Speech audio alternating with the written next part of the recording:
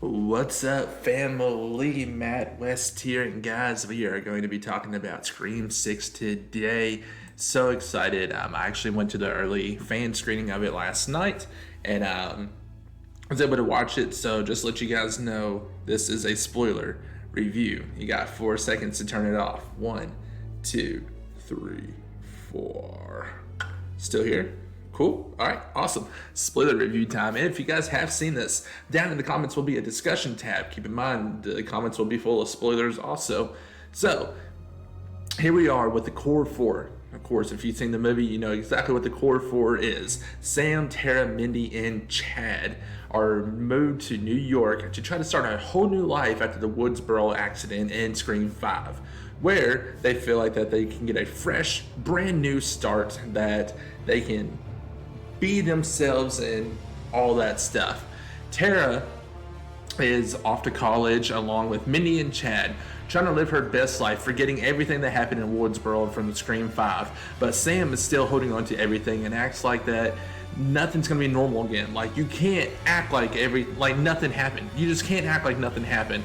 And she tries to tell Tara that, and Tara just doesn't want to listen. She goes, she wants to live a normal life. She wants to be a normal person. But you just can't. You know, you had an incident like that, like from Scream 5. There is no normal. There's no going back to that.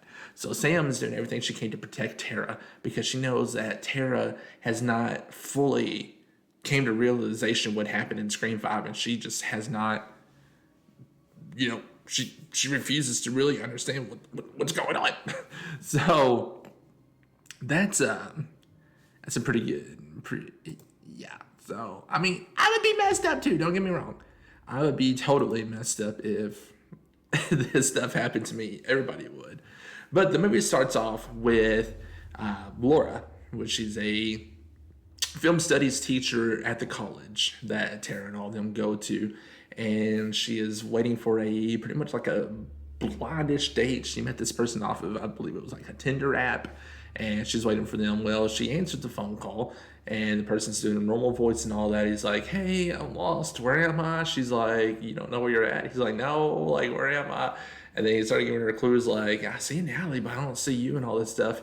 And she goes into a dark alley alone while everybody's wearing costumes and stuff. Like, come on, like, come on, you don't do that. So then the voice turns from normal to Ghostface voice. That was awful. Ignore that. But it turns to Ghostface voice. And he's like, you're a film studies teacher, and you mean to tell me that you don't understand that you don't walk into a dark alley alone? And she's like, huh? And then there's a little thing that scared her, and then bam, Ghostface comes up, stabs her in the stomach, and then brutally just starts stabbing her over and over again. And then it reveals who Ghostface was. I was like, what? Already this early in the movie? Is a college student named Jason. Now, Jason and his partner, cannot remember what his partner's name was at all, but his significant other of the same sex, what they were going to do is become Ghostface and kill people and eventually kill the Carpenter sisters. So Jason, which a lot of people may know him as Flash Thompson in the Spider-Man series with Tom Holland, is Ghostface, and revealed that he's Ghostface at the very beginning. But while he's in his apartment, he gets a phone call, and he thinks it's his lover, saying like, how did it feel to stab him? And it was like, it felt so good to kill this person and blah, blah, blah, all this. And he's like, come find me. He's like, okay, why are you acting like that?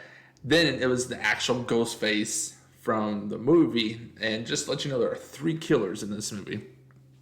So he kills Jason at the very beginning of the movie, and that was the opening scene. It was one of the best opening scenes that Scream has had in a long time, in my personal opinion.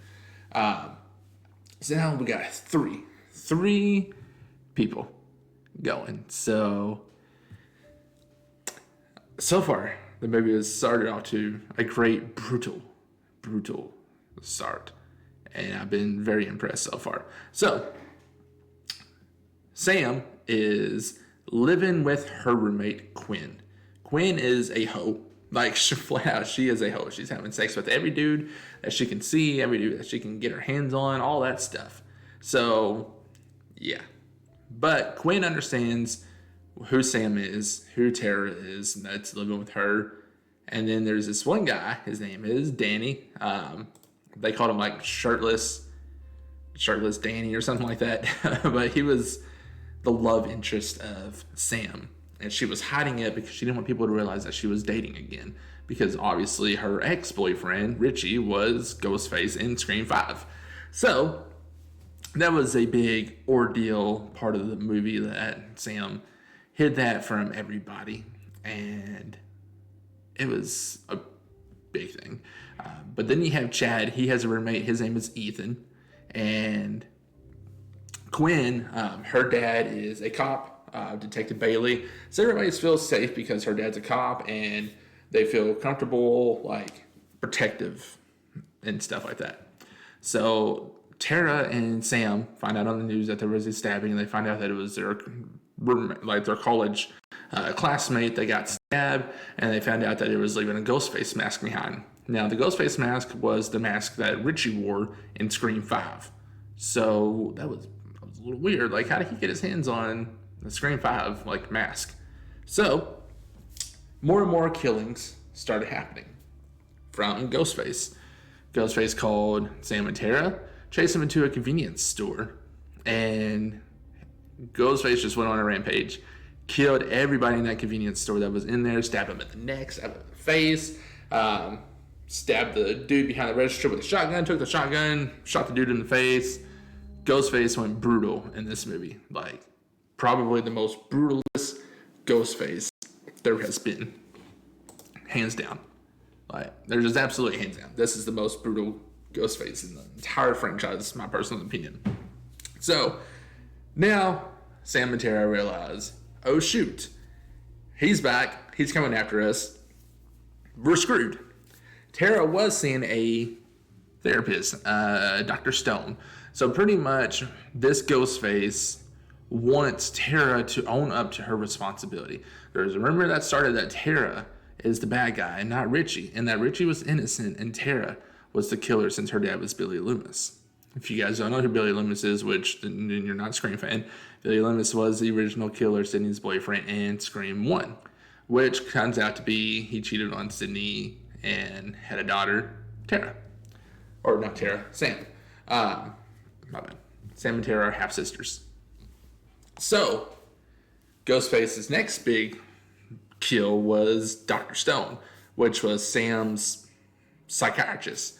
And he breaks the glass open, takes the therapist, bangs him against the metal wood, and then takes a knife and then shoves it through his nose. And it was brutal, like whack, right there. Like, got him really good. Like, there was no coming out of that at all.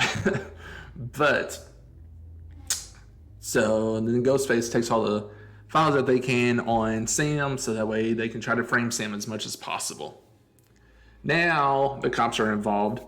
Now Sam looks like a suspect because back at Jason's apartment, Sam's ID was left there. So someone managed to get Sam's ID. How? Do not know.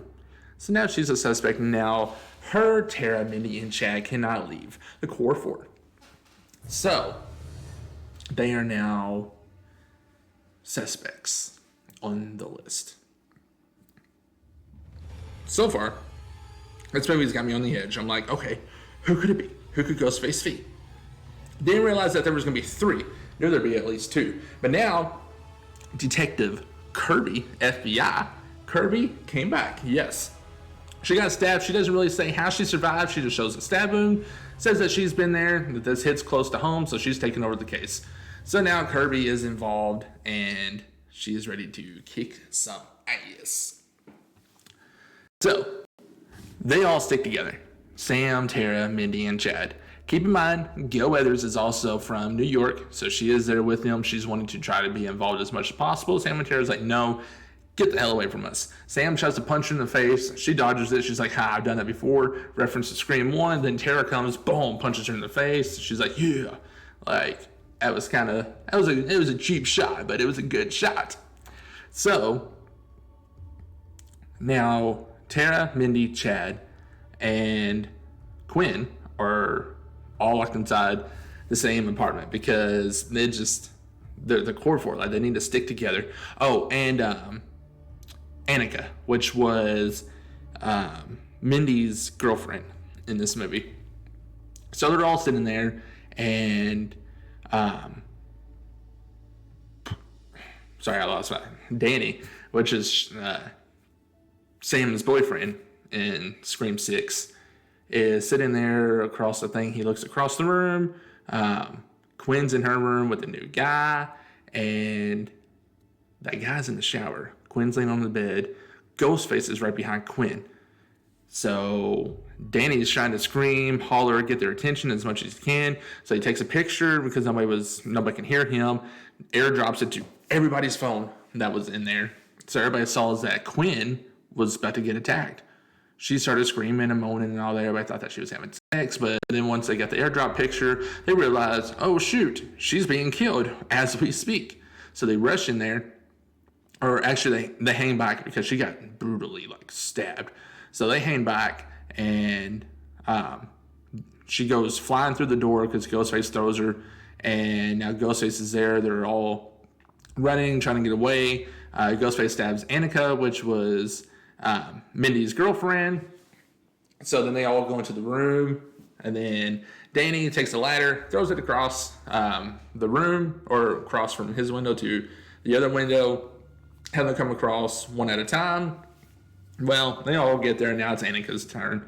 Ghostface stabbed her pretty good. She's holding on, and she's onto the ladder. Ghostface starts shaking the ladder, and then tips it, and then Annika falls to her death, hits her head on a garbage can, and dies.